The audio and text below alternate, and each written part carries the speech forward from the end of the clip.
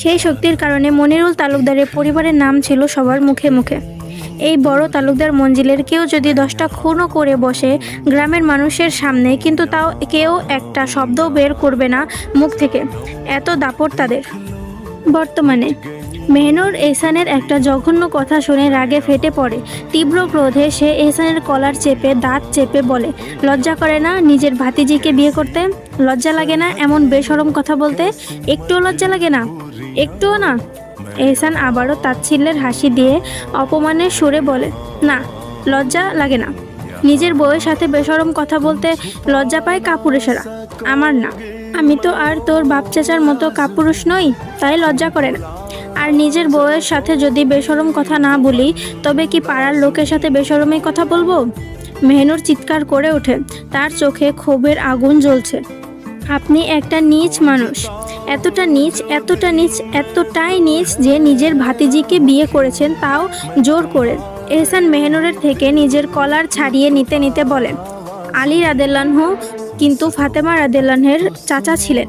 এতে মেহনুর এতটাই রেগে যায় যে তার শরীর কেঁপে ওঠে। সে এহসানের থুতনিতে নিজের হাত দিয়ে চেপে ধরে চোখে ক্ষোভ আগুনে বলে, খবরদার, এতটা নোংরা মুখে আলী রাদিয়াল্লাহু আর ফাতেমা রাদিয়াল্লাহুর মতো পবিত্র মানুষের নাম নেবেন না, মুখ ঝলসে যাবে। এহসান মেহনুরের হাত নিজে থেকে সরিয়ে মেহনুরের হাত চেপে ধরে দাঁত চেপে বলে, এই এহসান তালুকদারের শরীরে স্পর্শ করা তো দূরের কথা, কেউ একটা লোমও স্পর্শ করার সাহস পায়নি আজ অবধি। কিন্তু তুই এই এহসান তালুকদারের কলার চেপে ধরেছিস, থুতনিও চেপে ধরেছিস। শুধু তোর ছোঁয়া আমার জন্য হালাল বলে আজ তোকে ছেড়ে দিলাম, নয়তো মেহনুর নিজের হাত ছাড়িয়ে নেওয়ার চেষ্টা করে দাঁত চেপে বলে, নয়তো কি? আপনি একটা পশু, একটা জানোয়ার। এহসান মেহনুরের হাত আরও শক্ত করে চেপে ধরে বলে, নয়তো এই 2 হাত এখন এই মাটিতে থাকতো, শরীরে নয়। আর আমি পশু জানোয়ার যাই হই না কেন, এই পশুরই আত্মার আগলে তোকে সারা জীবন থাকতে হবে, মনে রাখিস। মেহনুর নিজের দিকে একবার তাকান, অতঃপর দাঁত চেপে এহসানের দিকে তাকিয়ে বলে, আমার কাপড় কে চেঞ্জ করেছে? এহসান সোজা সাপটা উত্তর দেয়, আমি।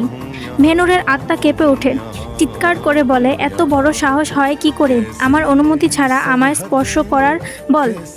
এহসান কঠোর গলায় বলে, নিজের সীমা পার করছিস না মেহনুর? আমি তোর স্বামী, সম্মান দিয়ে কথা বল। আর তোর সর্বাঙ্গে স্পর্শ করার তাগিদ আছে আমার। মেহনুর পাগল হয়ে যাচ্ছে, নিজের মাথা নিজে চেপে ধরে বলে, আমি মানি না এই বিয়ে, আমি মানি না এই সম্পর্কের অধিকার।